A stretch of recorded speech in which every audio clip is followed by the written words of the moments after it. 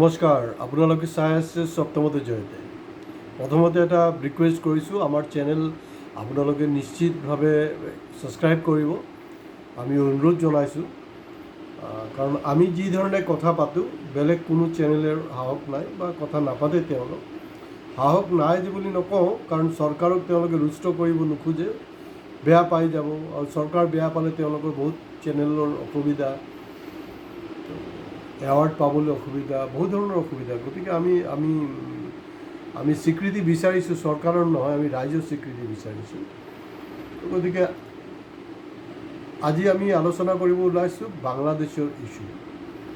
আমাৰ চুবুৰীয়া ৰাষ্ট্ৰ বাংলাদেশত কি ঘটনা, সেইটো সম্পৰ্কে নতুনকৈ আপোনালোকক ক'বলৈ নাই।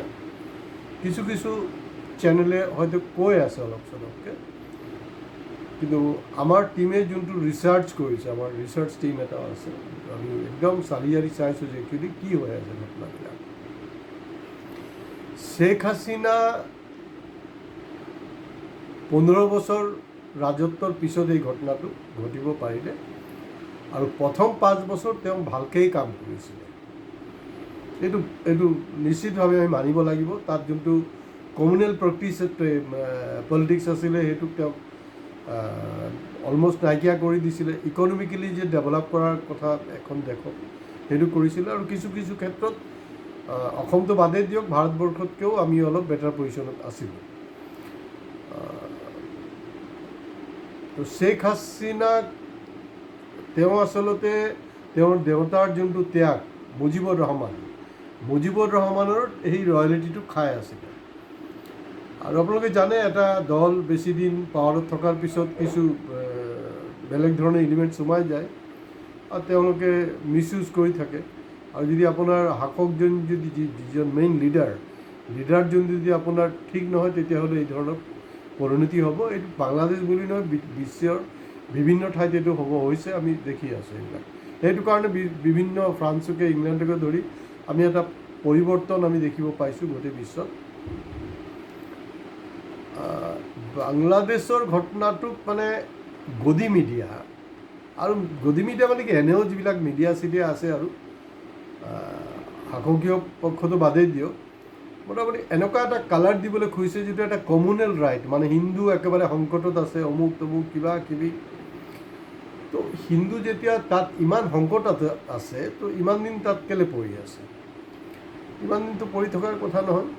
আৰু দ্বিতীয় কথাটো হ'ল যে আমাৰ 56 ইঞ্চিৰ প্ৰধানমন্ত্ৰী আছে, টেনশ্যন কিয়? এনেকৈ যদি সঁচাকৈ হিন্দুৰ মানে সম্ৰাট মোদী ডাঙৰীয়া, তাত গৈ পুলৱামাত যেনেকৈ ঘটনা হোৱাৰ পিছত পাকিস্তানক চাৰ্জিকেল ষ্ট্ৰাইক কৰিলে, তাত চাৰ্জিকেল ষ্ট্ৰাইক কৰিব লাগে যে ভাই কোনো হিন্দুৰ গাত হাত দিব নোৱাৰিব।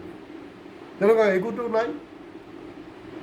ইণ্টাৰেষ্টিং হ'ল, এইটোত সকলো খালী বিচাৰি আছে, 3টা এংগেল দেখাবলৈ খুজিছে। এটা হ'ল যে হিন্দু সংকটত, আৰু হিন্দু বাংলাদেশত যিমান সংকটত, তাতকৈতো ভাৰতবৰ্ষৰ সংকটত। আমি ইয়াৰ আগতেও এইটোৰ বিস্তৃত ব্যাখ্যা আগবঢ়াইছোঁ। চাইনা খুব ইজি, এইটো চাইনাৰ ইয়াত মানে হাত আছে, পাকিস্তানৰ হাত আছে। পাকিস্তানটো নিজৰে অৱস্থা বেয়া, আৰু চাইনা যি আছে তেওঁলোকে বিজনেছ, ব্যৱসায়, সেইটোৱে হ'লগৈ মেইন কথা। বেলেগ আৰু কোনো ষ্টৰি নাই। এইবিলাক তেওঁলোক মাথা মাৰিবলৈ নাই। আপোনালোকে জানে যে শ্বেখ হাছিনাৰ লাষ্ট যোনটো ভিজিট আছিলে চাইনাত, এইটো খুব এটা ফলপ্ৰসূ হোৱা নাই। তেওঁ উভতি আহিছে তাৰ পৰা। এই যেতিয়া ইন্দিৰা গান্ধীয়ে পাকিস্তানক দুভাগ কৰিছিলে, বাংলাদেশ সৃষ্টি কৰিছিলে, তেতিয়াৰ পৰাই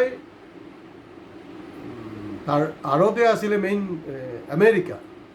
আৰু আমেৰিকা সদায় বিচাৰে যে আমাৰ ভাৰতবৰ্ষ বা আশে পাশে অঞ্চল, চাউথ ইষ্ট এছিয়াটো ডিষ্টাৰ্ব হৈ থাকে। ইয়াৰ আগত এপিছডতো মই কৈছোঁ, তেওঁলোকৰ সামৰিক ঘাটি তাত বহাব বিচাৰে। এতিয়া বাংলাদেশত বাৰু ঠিক আছে, সেইটো তেওঁ হাছিনা অলপ বেছিকৈ কৰিলে কাৰবাৰবিলাক। পাকিস্তানত যোনটো ইলেকশ্যন হ'ল, পাকিস্তানৰ একজন প্ৰধানমন্ত্ৰীক জবৰদস্তি তাৰ পৰা গদিচ্যুত কৰা হ'ল। প্ৰধানমন্ত্ৰী ইমৰান খান ডাঙৰীয়া আজি দিনলৈকে জেলত আছে, আৰু তেওঁ যেতিয়া ওলাবলৈ সময় হয়, তেতিয়া আৰু কিবা এটা তেওঁৰ ওপৰত ধাৰা চাৰা লগাই কেছ এটা জাপি দি তেখেতক ভিতৰতে থৈ দিছে। আৰু পাকিস্তানৰ ইলেকশ্যন যে কিমান মানে ভেজাল, কিমান চিধা চিধি ক'বলৈ গ'লে দুই উমৰি হ'ল, এইটো আপোনালোকে চবেই দেখিছে।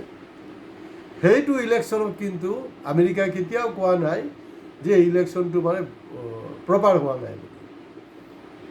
তাত পাকিস্তানৰ ক্ষেত্ৰত গ্ৰীণ ছিগনেল আছে, কাৰণ ইমৰান খান আমেৰিকাৰ লগত কম্প্ৰমাইজ কৰিব বিচৰা নাই।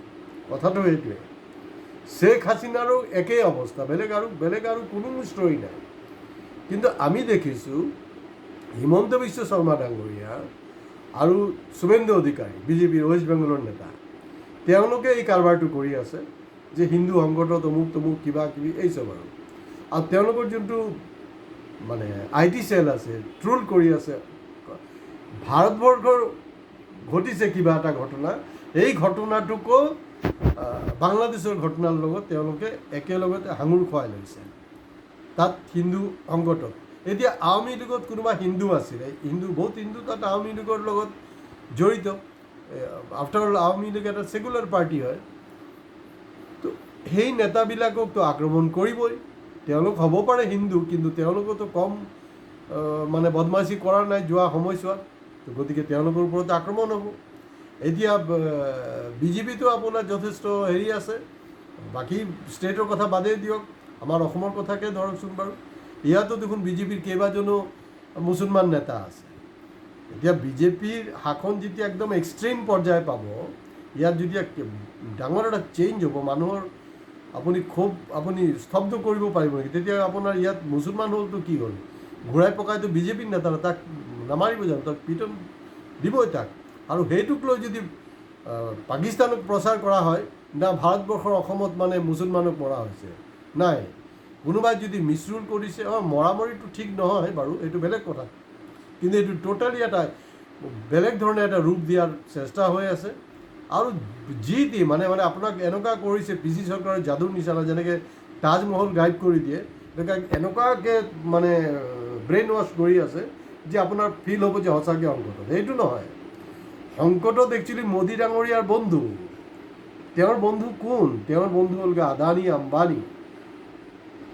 কমিউনেলিজম কথাটোতো বুজি পায় চাগে চবে, কিন্তু যোনে যিমানে মানে জ্ঞানৰ ফুল ধৰি হেৰি কৰি থাকক, মানে ক্ৰনিক কেপিটেলিষ্ট, সেই বস্তুটো কম বুজি পায়। কাৰণ সেইটো বুজি গ'লে এবাৰ যদি মূৰত সোমাই যায়, ভাৰতবৰ্ষীৰ মূৰত যদি সোমাই যায়, তেতিয়া কিন্তু ভাৰতবৰ্ষতো একেই ধৰণৰ শ্ৰীলংকাই হওক বা বাংলাদেশৰ যিবিলাক ঘটনা হৈছে, খুদা নাখাস্তা ভাৰতবৰ্ষত হ'ব নালাগে। তেনেকুৱা ঘটনা কিন্তু পুনৰাবৃত্তি ইণ্ডিয়াতো হ'ব। কাৰণ এতিয়াও ভাৰতবৰ্ষৰ মানুহকো মানে এই মগজত আপোনাৰ ধৰ্মটো সোমাই থোৱা আছে। এবাৰ যদি ক্ৰনিক কেপিটেলিষ্ট বস্তুটো কি আমাৰ সাধাৰণ ৰাইজে বুজি পায়, তেতিয়াহ'লে কিন্তু ইয়াতো এটা হ'বলৈ গৈ আছে। তাত খেলটো কি হয়? তাত খেলটো হ'ল যে আপুনি সদায় জানিব যে মোদী য'তে গৈ আছে তাতে দেশৰ ইণ্টাৰেষ্ট পিছত। আমাৰ FDI কম আহে, চালি চাওক যোৱা 10টা বছৰে তাত কি হৈছে। তেওঁৰ যে একেবাৰে নিকটতম বন্ধু আদানী আম্বানী আৰু যিকেইটা আছে, তেওঁলোকক হেল্প কৰি দিয়াটো, সেইটোৱে হ'লগৈ। আৰু তাৰ আদানীৰ ইনভেষ্টমেণ্ট আছে, আদানীৰ ইনভেষ্টমেণ্টক লৈ এতিয়া ফেচাদত পৰিছে। সেই কথাটো, আচল কথাটো কোনো চেনেলে নকয়, চৰকাৰে নকয়। আৰু গোটেই বস্তুটোক এটা হিন্দু মুছলমানৰ ৰূপ দিয়াৰ চেষ্টা, আৰু ভাৰতবৰ্ষত অহা বিধানসভা নিৰ্বাচনত যাতে বৈতৰণি পাৰ হ'ব পাৰে, তাৰ কাৰণে গোটেই চিটুৱেশ্যনটোক পলাৰাইজ কৰিবলৈ চেষ্টা কৰিছে। তো আজি ইমানতে সামৰিছোঁ, যাতে কোনো কমিউনেল উচতনিত মানে হেৰি নহয়গৈ। আপোনালোকে ভালকৈ চবেই ভালকৈ থাকক, আৰু পলিটিক্সটো যে ইমান মানে বেয়া পলিটিক্সৰ ফালে গৈ আছে, এইটোৰ পৰা আমি চবেই অব্যাহতি মানে আঁতৰি থাকিব লাগে। আজি ইমানতে সামৰিছোঁ। ধন্যবাদ।